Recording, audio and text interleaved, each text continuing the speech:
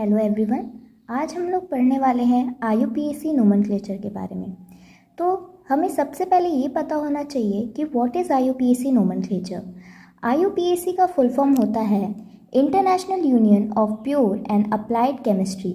और वहीं पर अगर हम नोमेनक्लेचर की बात करें तो इसका मतलब होता है नेमिंग ऑफ द कंपाउंड। तो किसी भी केमिकल कंपाउंड को नेम करने के प्रोसेस को ही हम नोमेनक्लेचर कहते हैं। IUPAC एक ऐसा यूनियन है जो किसी भी केमिकल कंपाउंड के नोमेनक्लेचर की रिस्पॉन्सिबिलिटी लेता है। तो आइए हम शुरू करते हैं। आइए अब हम स्टार्ट करते हैं basics of nomenclature of organic compounds. सबसे पहले हमें ये जानना होगा कि ऑर्गेनिक कंपाउंड्स होते क्या हैं। तो ऑर्गेनिक कंपाउंड्स जो होते हैं वो कार्बन कंपाउंड्स होते हैं, यानी ऐसे कंपाउंड जिनमें कार्बन एटम प्रेजेंट होता है। अब किसी भी कंपाउंड में अगर हम उसमें नंबर ऑफ़ कार्बन एटम्स देखें तो हमें ये पता लग सकता है कि उसके नेमिंग में प्रीफिक्सेस क्या होंगे। प्रीफिक्सेस क्या होता है? प्रीफिक्सेस ऐसे वर्ड्स होते हैं जो पहले लगते हैं। अब जैसे कि अगर किसी भी कार्बन कंपाउंड में एक कार्बन एटम प्रेजेंट है तो उसका प्रीफिक्स मेथ होगा। अगर 2 कार्बन एटम्स प्रेजेंट है तो उसका प्रीफिक्स एथ होगा। ऐसे ही अगर 3 कार्बन एटम्स प्रेजेंट है तो उसका प्रीफिक्स प्रॉप होगा। 4 कार्बन एटम के लिए ब्यूट, 5 कार्बन एटम के लिए पेंट, 6 कार्बन एटम के लिए हेक्स, 7 कार्बन एटम्स के लिए हेप्ट, 8 कार्बन एटम्स के लिए ऑक्ट, 9 कार्बन एटम्स के लिए नन और 10 कार्बन एटम्स के लिए डेक। अभी हम इसको एग्जाम्पल्स के बेसिस पे समझेंगे। उनके एग्जाम्पल्स देखने से पहले सबसे पहले हमें कुछ बेसिक्स और स्ट्रॉन्ग करने होंगे। जैसे कि हमें ये पता होना चाहिए कि कौन से क्लास ऑफ कंपाउंड्स के लिए कौन से सफिक्स लिखेंगे। अगेन यहाँ पर सफिक्स वर्ड यूज़ हुआ है, नॉट प्रीफिक्स। सफिक्स मतलब होता है जो एंड में लगे। मैं वापस से बता दे रही हूँ, प्रीफिक्स मतलब होते हैं जो पहले लगते हैं, सफिक्स मतलब होता है जो एंड में वर्ड्स लगते हैं। क्लास ऑफ कंपाउंड्स अगर हम देखें तो अभी बेसिक क्योंकि हम लोग पढ़ रहे हैं इसलिए हमें मेजरली इन्हीं तीनों के बारे में जानना है, which is alkanes, alkenes and alkynes. Alkanes ऐसे क्लास ऑफ कंपाउंड्स होते हैं जिसमें कार्बन और कार्बन के बीच में सिंगल बॉन्ड होते हैं। एल्कीन्स ऐसे क्लास ऑफ कंपाउंड्स होते हैं जिनमें 2 कार्बन के बीच में डबल बॉन्ड्स होते हैं। और एल्काइंस ऐसे क्लास ऑफ कंपाउंड्स होते हैं जिनमें 2 कार्बन के बीच में ट्रिपल बॉन्ड्स होते हैं। अगर हम सफिक्स की बात करें तो एल्केन्स के लिए जिनमें सिंगल बॉन्ड प्रेजेंट होता है उसमें सफिक्स एन होता है। एल्कीन्स के लिए जिसमें डबल बॉन्ड होता है उसमें सफिक्स ईन होता है। एंड एल्काइंस के लिए सफिक्स आइन होता है। अब क्योंकि हमें नोमेनक्लेचर के बेसिक्स के बारे में पता चल गया है तो हम कुछ एग्जाम्पल सॉल्व कर लेते हैं। यहाँ पर मैंने जो एग्जाम्पल्स लिए हैं वो है स्ट्रेट चेन हाइड्रोकार्बन्स। इसमें नाम को देख के कंफ्यूज नहीं हो जाना है। स्ट्रेट चेन से मतलब है कि इस कंपाउंड में जो कार्बन एटम्स हैं वो एक स्ट्रेट चेन में बंधे हुए हैं। हम इन सारे एग्जाम्पल्स में देख पा रहे हैं कि जो कार्बन एटम्स हैं वो स्ट्रेट चेन में हैं। तो स्ट्रेट चेन का मतलब होता है कि जितने भी कार्बन एटम्स हैं वो इस कंपाउंड में लाइन से, अगर हम उसका फॉर्मूला ड्रॉ करें, उसका स्ट्रक्चर ड्रॉ करें तो वो लाइन से एक साथ बंधे हुए रहेंगे। और दूसरा वर्ड है हाइड्रोकार्बन। तो हाइड्रोकार्बन भी कोई नई चीज़ नहीं है। हाइड्रोकार्बन का मतलब होता है hydro refers to hydrogen and carbon is carbon itself. तो एक ऐसा कंपाउंड जिसमें हाइड्रोजन प्रेजेंट है एंड कार्बन प्रेजेंट है उसको हम हाइड्रोकार्बन्स कहते हैं। तो पहले हम लोग स्ट्रेट चेन हाइड्रोकार्बन्स के एग्जाम्पल्स देखेंगे, फिर हम ब्रांच्ड हाइड्रोकार्बन्स के बारे में बात करेंगे। तो इसका पहला एग्जाम्पल देख लेते हैं। हमें एक कंपाउंड दिया गया है जिसका फॉर्मूला यहाँ पर लिखा हुआ है CH4। तो इसमें करना क्या रहेगा, हमें सबसे पहले इसका एक स्ट्रक्चर ड्रॉ कर लेना होगा जो हमने ऑलरेडी ड्रॉ कर लिया है। CH4 यहाँ पर एक कार्बन एटम प्रेजेंट है, स्ट्रक्चर में भी एक कार्बन एटम प्रेजेंट दिख रहा है हमें। हाइड्रोजन यहाँ पर 4 है, यहाँ पर भी हमें हाइड्रोजन 4 दिखाई दे रहे हैं। तो हमें करना क्या होगा इसकी नोमेनक्लेचर करने के लिए? सबसे पहले तो हमको ये चीज़ क्लियर हो गई है कि कब हमें कौन सा प्रीफिक्स लगाना है और कब हमें कौन सा सफिक्स लगाना है। तो उसी का यूज़ हमें यहाँ पर करना रहेगा। यहाँ पर एक कार्बन एटम प्रेजेंट है तो हमने पढ़ा था कि जिस कंपाउंड में एक कार्बन एटम प्रेजेंट रहता है तो उसमें हम प्रीफिक्स मेथ लगाते हैं। तो यहाँ पर हम लिख देंगे सिंपली मेथ, जो कि प्रीफिक्स हो गया एक कार्बन एटम के लिए। अब यहाँ पर हम दूसरी चीज़ हमें क्या करनी है, हमें बॉन्ड को देखना है। बॉन्ड यहाँ पर हमें डबल तो नज़र नहीं आ रहा, ना ही हमें ट्रिपल नज़र आ रहा है, हमें सिंगल बॉन्ड नज़र आ रहा है। और सिंगल बॉन्ड के लिए जो हम सफिक्स लगाते हैं वो होता है एन, तो हम यहाँ पर मेथ के आगे एन लगा देंगे। And together we get the nomenclature that is methane. तो CH4 का जो नेमिंग होता है वो मीथेन होती है। सिमिलरली अगर हम दूसरे एग्जाम्पल की तरफ बढ़ें, C4H10, इसमें हमें सबसे पहले देखना रहेगा कि कितने कार्बन एटम्स हैं। तो हमें यहाँ पर दिखाई दे रहे हैं कि 4 कार्बन एटम्स हैं, और 4 कार्बन एटम्स के लिए हम जो प्रीफिक्स लगाते हैं वो होता है ब्यूट। तो हमें सबसे पहला काम करना है कि हमें यहाँ पर लिख देना है ब्यूट। अब हमें यहाँ पर सिंगल बॉन्ड ही दिखाई दे रहा है, तो हम यहाँ पर सफिक्स एन ही लगाएंगे, ब्यूटेन। ये हमारी नोमेनक्लेचर कंप्लीट हो गई।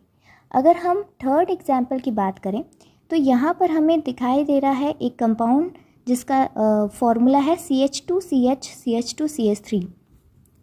यहाँ पर हमें 1 2 3 4 कार्बन एटम दिखाई दे रहे हैं। तो हमारा पहला काम यही होना चाहिए कि हम प्रीफिक्स लगा दें ब्यूट, जो कि हमने लगा दिया।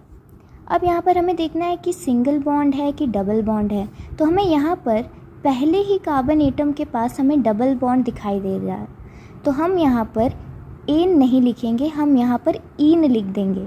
And to be very precise अगर हम लिखना चाहें तो हमें ब्यूट 1 ईन लिखना चाहिए। क्यों? क्योंकि ये पहले नंबर के कार्बन पे अगर हम इसकी काउंटिंग कर दें तो first carbon, second carbon, third carbon, 4 carbon, हमें पहले नंबर के कार्बन पे ही डबल बॉन्ड दिखाई दे रहा है। तो टू बी वेरी प्रिसाइज इसका नोमेनक्लेचर होना चाहिए ब्यूट 1 इन, बट आप इसको ब्यूटीन भी लिख सकते हैं, इसमें आपके कोई मार्क्स कट नहीं होने वाले।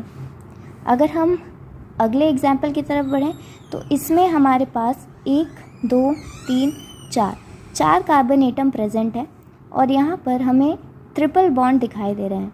ट्रिपल बॉन्ड का मतलब कि हम यहाँ पर जो सफिक्स है वो आयन लगाएंगे। तो हम सबसे पहले तो 1 2 3 4 कार्बन एटम प्रेजेंट है, उसके लिए जो प्रीफिक्स होता है वो ब्यूट होता है अगेन। तो यहाँ पर हम लोग ब्यूट लिख देंगे, और जो सफिक्स है क्योंकि यहाँ पर ट्रिपल बॉन्ड है तो हम यहाँ पर सफिक्स आयन लगा देंगे, ब्यूटाइन। और to be very precise again हम इसको ये भी लिख सकते हैं ब्यूट 1 आयन। तो ये हमारे हो गए सिंपल स्ट्रेट चेन हाइड्रोकार्बन्स के एग्जाम्पल। अब हम ब्रांच्ड हाइड्रोकार्बन्स के एग्जाम्पल्स पे चलेंगे, पहले उसके रूल्स हम जान लेंगे। अब हम आगे पढ़ने वाले हैं nomenclature of branched chain hydrocarbons. तो इसके लिए हमें कुछ रूल्स जानने ज़रूरी हैं। सबसे पहला रूल ये है कि longest carbon chain is identified. अगर कोई भी हमको कंपाउंड दिया गया है तो हमें उसकी लॉन्गेस्ट चेन को आइडेंटिफाई करना है, और वो हम कैसे आइडेंटिफाई कर सकते हैं? उसकी नंबरिंग करके। अब जैसे कि हम इसकी नंबरिंग कैसे कर सकते हैं? 1 2 3 4 5 6, हो सकता है हम ऐसे करना चाहें 7 and 8।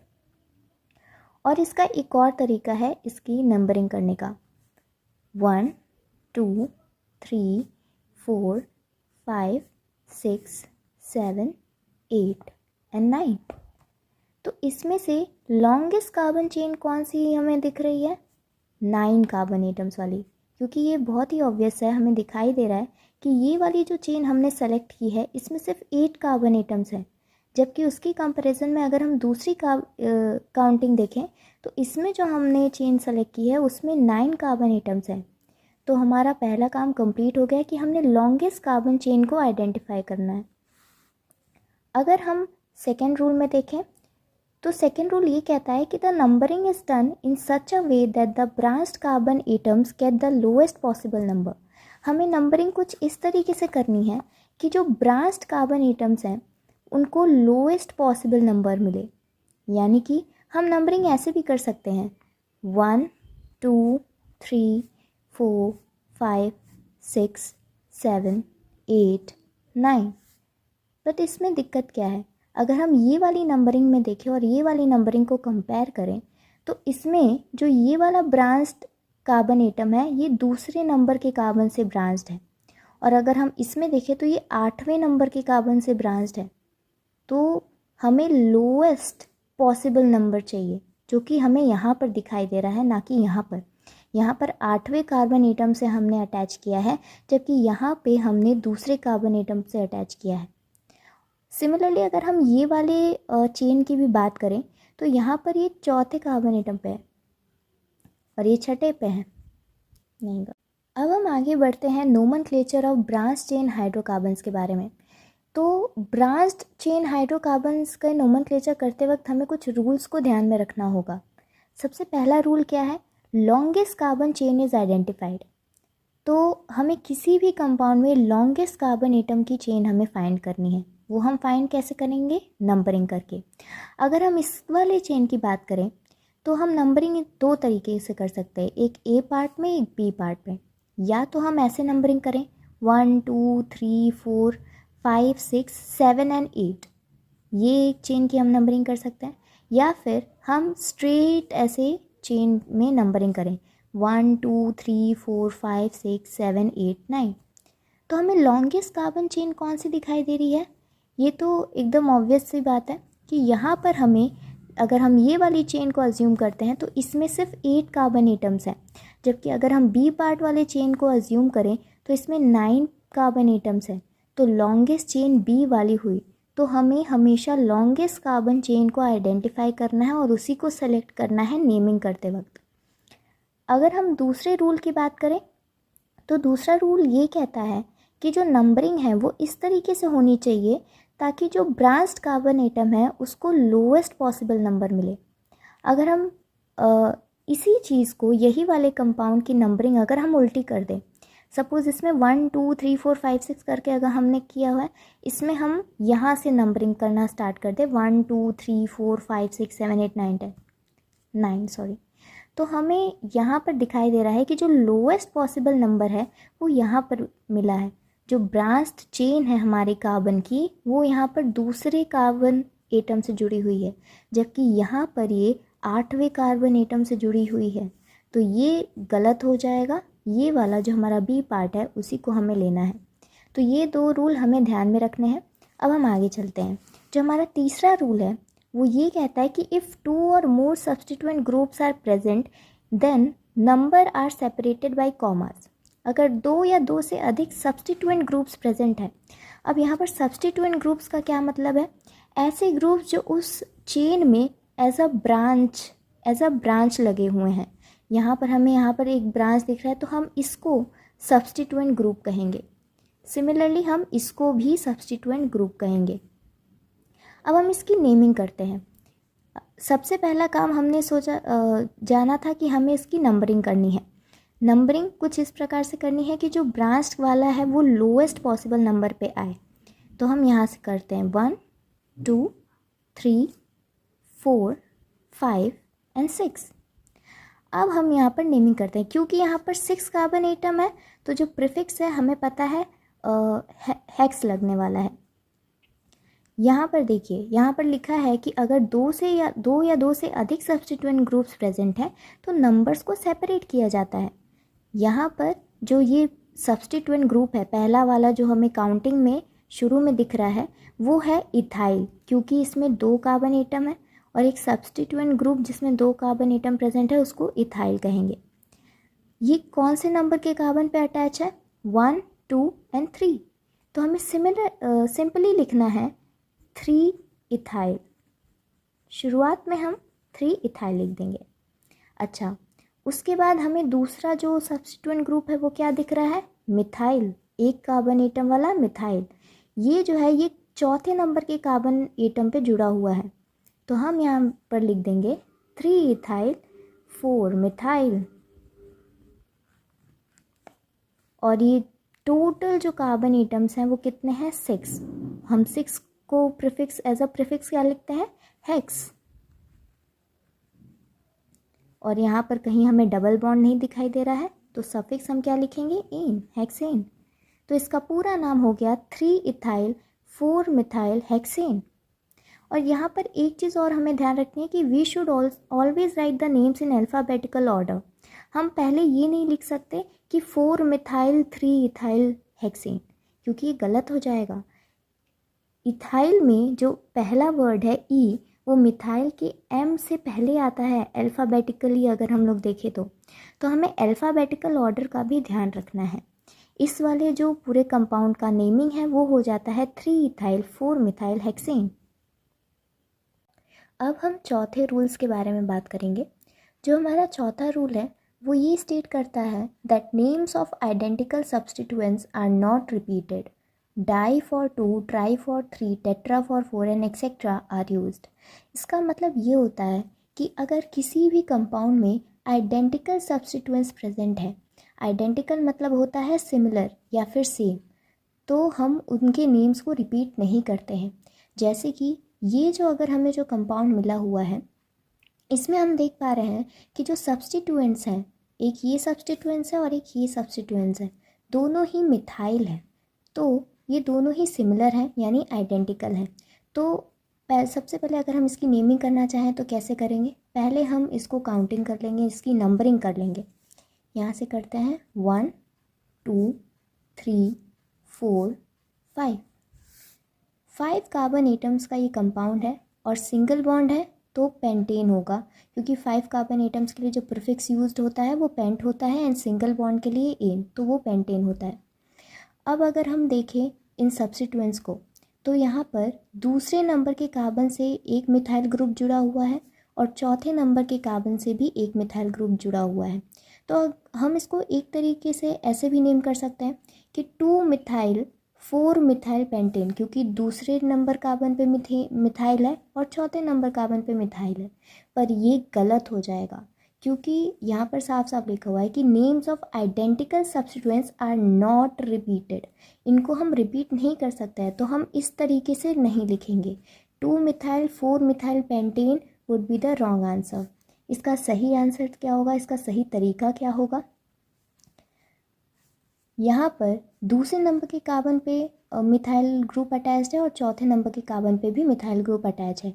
क्योंकि ये 2 बार रिपीटेड हुए हैं तो यहाँ पर हमें उसका जो प्रीफिक्स है डाई यूज़ करना है। तो हम क्या लिखेंगे? सबसे पहले तो हम उसकी नंबरिंग ज़रूर लिख देंगे 2, क्योंकि एक मिथाइल 2 कार्बन एटम दूसरे नंबर के कार्बन पे जुड़ा हुआ है और एक चौथे नंबर के कार्बन पे जुड़ा हुआ है। सो 2 4, और क्योंकि 2 मिथाइल ग्रुप है तो हम लिख देंगे डाई मिथाइल। Di methyl. अब 5 कार्बन है और पांचों सिंगल बॉन्ड से कनेक्टेड है तो हम लोग लिख देंगे पेंटेन। तो इस जो कंपाउंड है इसका नाम हो जाता है 2,4 डाई मिथाइल पेंटेन। इसका मतलब क्या हो जाता है कि एक पेंटेन यानी 5 कार्बन एटम वाला एक एल्केन जिसके पास डाई मिथाइल 2 मिथाइल ग्रुप है और वो दोनों मिथाइल जो सब्स्टिट्यूएंट्स है वो किससे जुड़े हुए हैं? 2 और 4 नंबर के कार्बन से, 2 और 4 नंबर के कार्बन से। सिमिलरली एक और हम एग्जाम्पल सॉल्व कर लेते हैं, जैसे कि ये वाला एग्जाम्पल है। इसमें भी जो सब्स्टिट्यूएंट्स हैं वो सिमिलर ही हैं। यहाँ पर भी मिथाइल है, यहाँ पर भी मिथाइल है और यहाँ पर भी मिथाइल है। तो हम इनके नेम्स को रिपीट नहीं करेंगे। Instead of repeating the names हम डाई, ट्राई, टेट्रा, पेंटा, हेक्सा जैसे प्रीफिक्सेस को यूज़ करेंगे। सबसे पहले हम नंबरिंग कर लेते हैं 1 2 3 4 5। ये भी 5 कार्बन एटम्स की चेन है यानी कि ये भी एक पेंटेन है, क्योंकि सिंगल बॉन्ड सब में है तो ये भी एक पेंटेन है। अब हम देख लेते हैं कि सब्स्टिट्यूएंट्स कहाँ जुड़े हुए हैं। दूसरे नंबर के कार्बन पे 2 बार मिथाइल ऐड हुआ है तो हम क्या लिखेंगे 2 2। नंबरिंग हम दोनों की करेंगे और एक जो मिथाइल ग्रुप है वो चौथे नंबर के कार्बन पे जुड़ा हुआ है तो 2 2 4 ट्राई मिथाइल पेंटेन। तो ये इसकी नेमिंग हो जाएगी। हमने ट्राई मिथाइल क्यों लिखा है? क्योंकि 3 बार वो आइडेंटिकल सब्स्टिट्यूएंट्स अगर आते हैं तो हम ट्राई लिखेंगे। यहाँ पर प्रीफिक्सेस दिए हुए हैं, अगर 2 बार रिपीट हो रहे हैं तो डाई, 3 बार रिपीट हो रहा है तो ट्राई, 4 बार टेट्रा, 5 बार हो रहे हैं तो पेंटा एंड सो ऑन। तो यहाँ इस वाले कंपाउंड की जो नेमिंग हो जाएगी वो हो जाएगी 2 2 4 ट्राई मिथाइल पेंटेन। अब हम आते हैं साइक्लिक कंपाउंड्स की नेमिंग करते वक्त। साइक्लिक कंपाउंड्स कैसे कंपाउंड्स होते हैं? ऐसे कंपाउंड जो एक साइकिल के फॉर्म में हो। साइकिल का मतलब होता है कि क्लोज्ड फॉर्म में हो। अभी तक ये सारे जो हम स्ट्रेट चेन कंपाउंड्स के बारे में बात कर रहे थे वो ओपन चेन थे। यहाँ पर अगर हम देखें तो साइक्लिक कंपाउंड्स क्लोज्ड होते हैं। अगर मुझे मिल जाए इसकी नेमिंग करने के लिए जो ये पहला कंपाउंड दिया हुआ है, तो सबसे पहले इसमें हम देखेंगे कि कार्बन कितने हैं। Carbon atom 1 2 3 4 5। इसको हम इस तरीके से भी देख सकते हैं कि इसमें 5 कार्बन एटम्स एक दूसरे से जुड़े हुए हैं सिंगल बॉन्ड में। तो ये है तो पेंटेन, क्योंकि 5 कार्बन एटम्स को हम के लिए जो प्रीफिक्स होता है हम पेंट लगाते हैं और सफिक्स जो है वो हम एन लगाएंगे क्योंकि सिंगल बॉन्ड है। बट हम साइक्लिक कंपाउंड्स में एक और प्रीफिक्स ऐड कर देते हैं विच इज़ साइक्लो। तो हमें कुछ नहीं करना है, हमें ये पेंटेन ही लिखना है, बट इसके आगे हम क्या लिख देंगे? Cyclo, because it is in cyclic form. अब अगर हम इसके दूसरे एग्जाम्पल की बात करें तो यहाँ पर भी हमें एक कंपाउंड दिख जा रहा है। इसमें सबसे पहले हम नंबरिंग कर लेंगे कि कितने कार्बन एटम्स हैं। 1 2 3 4 5 एंड 6 कार्बन एटम्स प्रेजेंट हैं। साथ ही में यहाँ पर 2 मिथाइल ग्रुप भी अटैच है पहले नंबर के कार्बन से। ये स्ट्रक्चर को इस तरीके से भी देखा जा सकता है। इसकी अगर हमें नेमिंग करनी हो तो हम कैसे करेंगे? हमने सीखा है अभी चौथे वाले रूल से कि अगर 2 सिमिलर यानी कि आइडेंटिकल सब्स्टिट्यूएंट्स हैं तो उनके नेम्स रिपीट नहीं करते, इंस्टेड में हम कुछ प्रीफिक्सेस यूज़ कर देते हैं। तो वही काम हमें करना है। हम लिखेंगे 1 1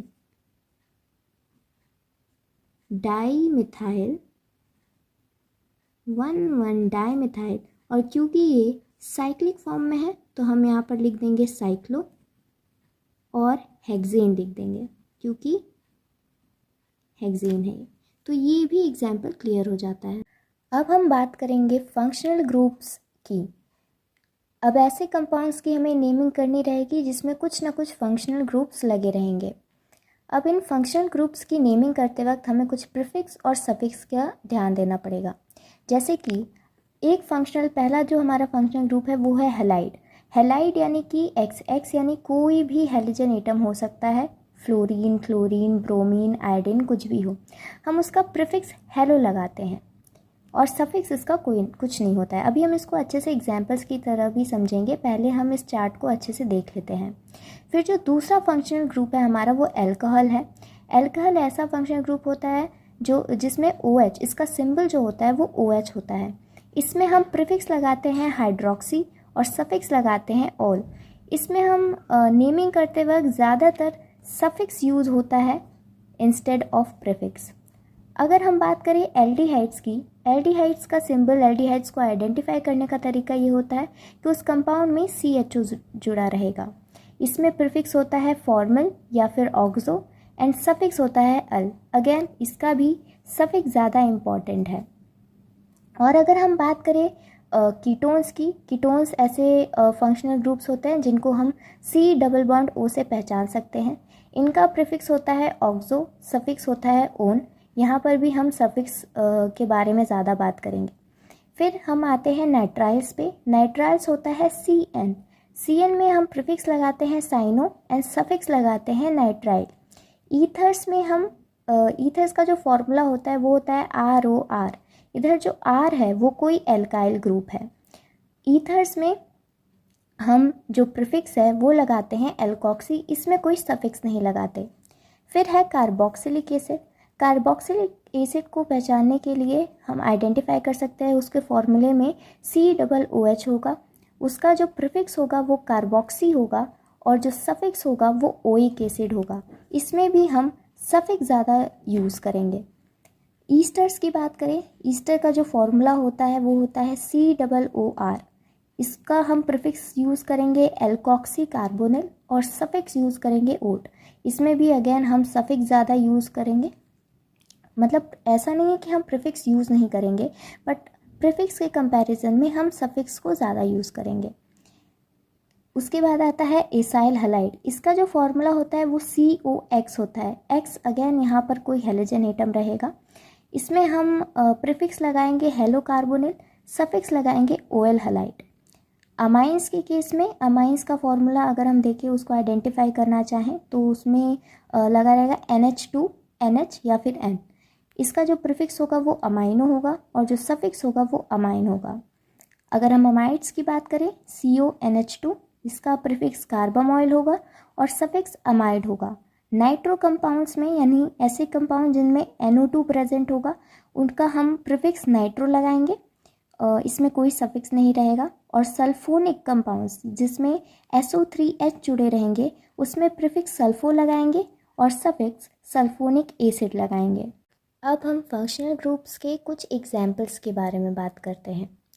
सबसे पहला एग्जाम्पल हमने लिया है इस वाले कंपाउंड का CH3CH2 होल ट्वाइस CH2Br। ये यहाँ पर हमें दिखाई दे रहा है ब्रोमीन जुड़ा हुआ है। ब्रोमीन एक हैलोजन है, यानी कि इसमें जो फंक्शनल ग्रुप है वो हेलो ग्रुप लगा हुआ है। और हमें पता है उस ग्रुप के लिए हमें जो प्रीफिक्स लगाना रहता है वो हेलो रहता है। Halo refers to anything. अगर वो ब्रोमीन जुड़ा हुआ है तो ब्रोमो लगेगा, क्लोरीन जुड़ा हुआ है तो क्लोरो लगेगा, फ्लोरीन जुड़ा हुआ है तो फ्लोरो लगेगा एंड एक्सेट्रा। यहाँ पर ब्रोमीन जुड़ा हुआ है तो ऑब्वियसली ब्रोमो ही लगेगा। अगर हम इसका स्ट्रक्चर ड्रॉ करते हैं CH3 CH2 CH2 CH2Br, इसकी नेमिंग हम कैसे करेंगे? सबसे पहले तो हमें नंबरिंग इस तरीके से करनी होती है फंक्शनल ग्रुप्स की कि जो फंक्शनल ग्रुप है उसको लोएस्ट पॉसिबल नंबर मिले। यानी कि अगर हम यहाँ से नेमिंग करते हैं 1 2 3 4 एंड 5, तो जो ब्रोमीन है वो चौथे नंबर के कार्बन एटम से जुड़ेगा, यानी कि उसे लोएस्ट पॉसिबल नंबर नहीं मिल रहा है। लेकिन अगर हम यहाँ इस तरीके से नंबरिंग करते हैं 1 2 3 4, तो ब्रोमीन जो है वो पहले नंबर के कार्बन से जुड़ा हुआ मिल रहा है जो कि लोएस्ट पॉसिबल नंबर है। तो हमें नंबरिंग इस बात को ध्यान में रख के करना है कि जो फंक्शनल ग्रुप है उसे लोएस्ट पॉसिबल नंबर मिले।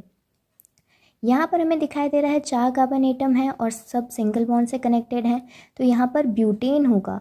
बट यहाँ पर पहले नंबर के कार्बन पे ब्रोमीन जुड़ा हुआ है तो हम लिख देंगे 1 ब्रोमोब्यूटेन।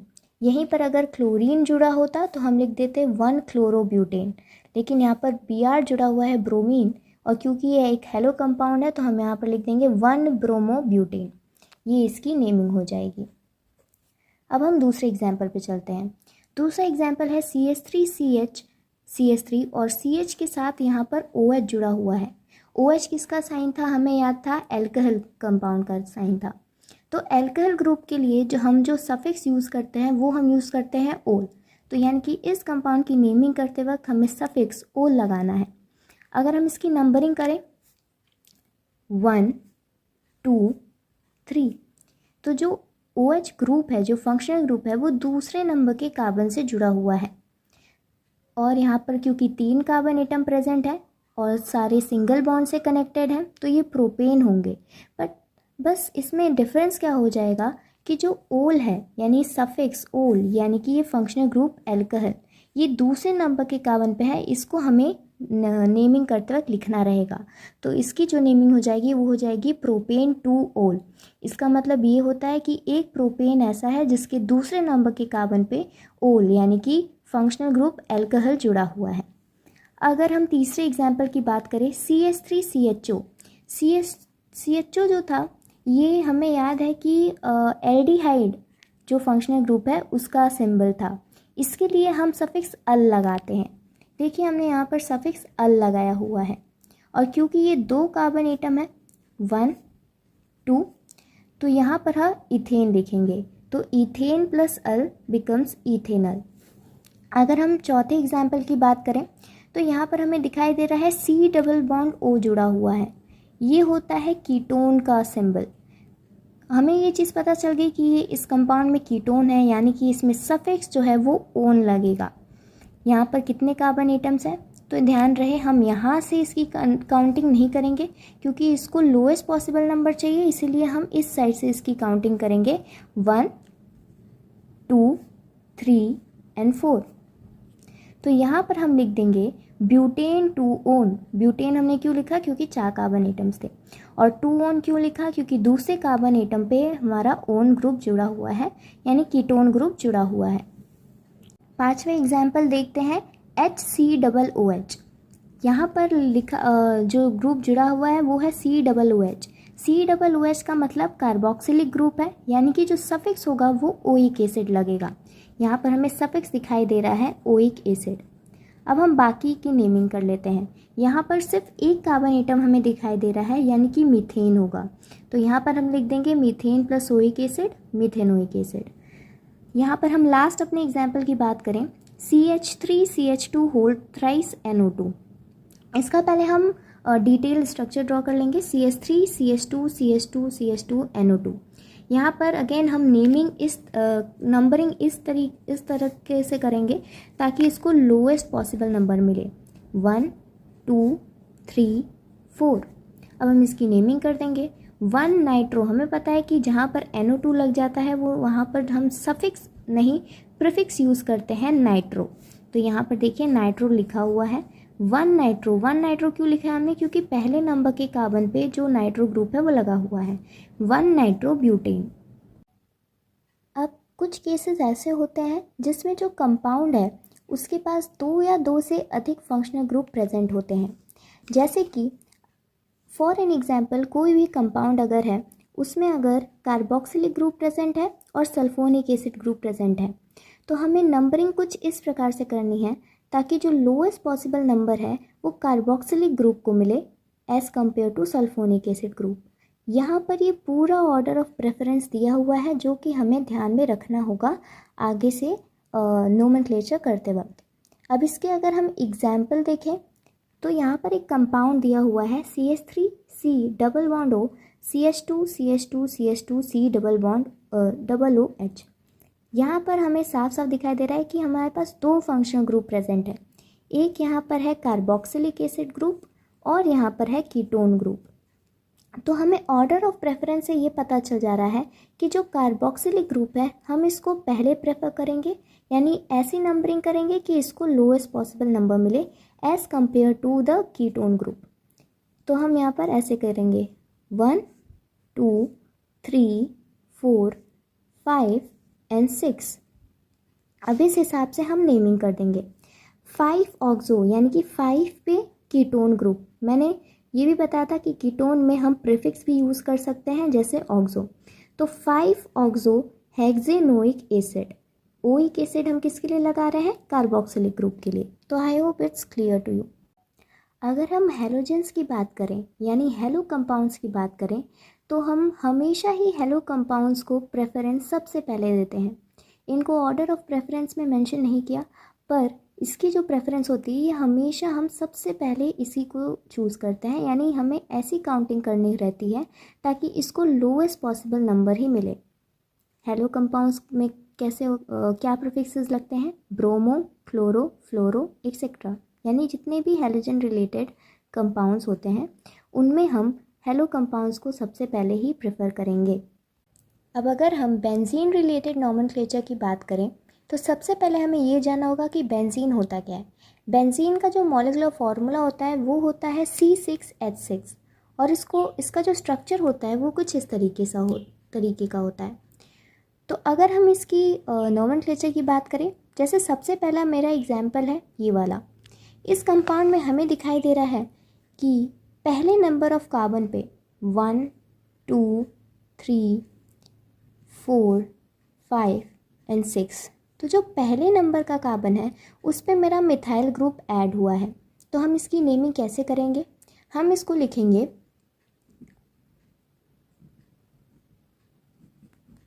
Methyl benzene.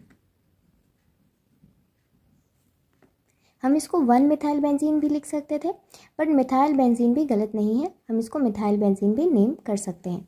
अगर हम दूसरे एग्जाम्पल की बात करें तो हमें यहाँ पर दिखाई दे रहा है कि पहले और चौथे नंबर के कार्बन एटम पे हमें हेलो ग्रुप जुड़ा दिख रहा है, यानी कि ब्रोमीन जुड़ा हुआ दिख रहा है।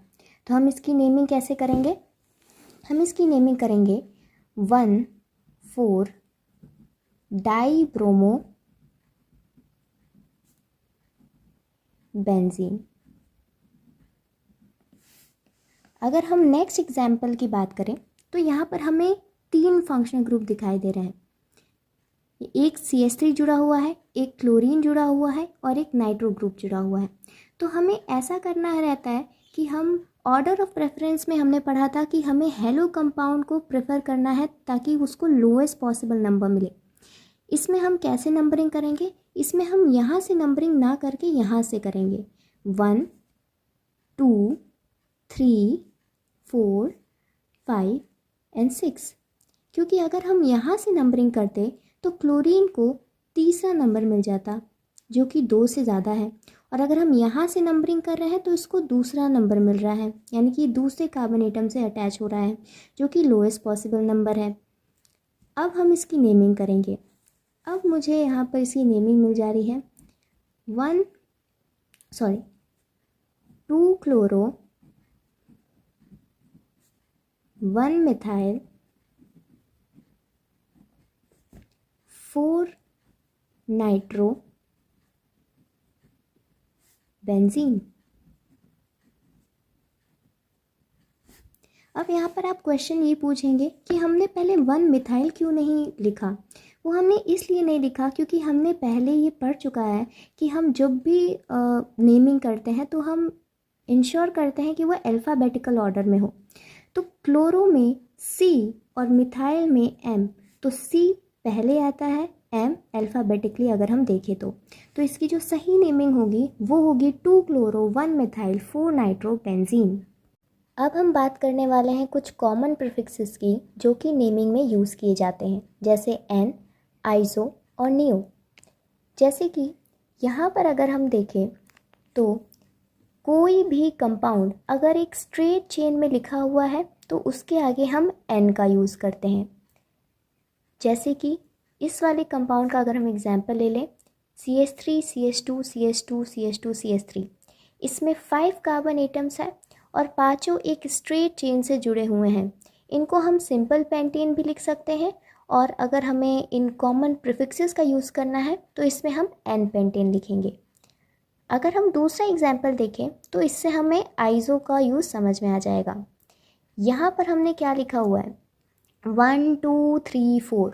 अगर हम IUPAC नोमेनक्लेचर करें तो हम इसको जनरली लिख सकते हैं 2 मिथाइल ब्यूटेन, राइट, क्योंकि दूसरे नंबर के कार्बन पे मिथाइल है और ये 4 कार्बन की लॉन्गेस्ट चेन है, तो 2 मिथाइल ब्यूटेन। लेकिन अगर हमें इसका कॉमन नेम लिखना है तो हम क्या कर सकते हैं, हम आइसो का यूज़ करेंगे। कितने कार्बन है ओवरऑल, कितने कार्बन एटम्स हैं 1 2 3 4 और ये एक 5, तो हम इसको पेंटेन लिखेंगे। लेकिन हम इसे सिर्फ पेंटेन नहीं लिखेंगे, हम इसे आइसो पेंटेन लिखेंगे। आइसो मतलब होता ही है सिमिलर। यहाँ पर अगर हम देखें तो इस वाले कार्बन के साथ हमें सिमिलर मिथाइल ग्रुप्स अटैच दिखाई दे रहे हैं, दोनों एक दूसरे के सिमिलर हैं, तो यहाँ पर हम आइसो पेंटेन लिख देंगे।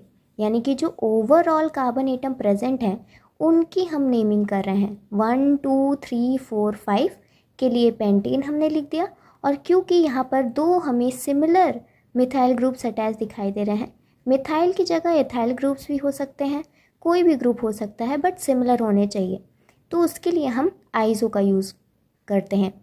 अगर हम नियो की बात करें तो नियो में हमें 2 से ज़्यादा सिमिलर मिथाइल ग्रुप या फिर एथाइल ग्रुप अटैच दिखाई देता है।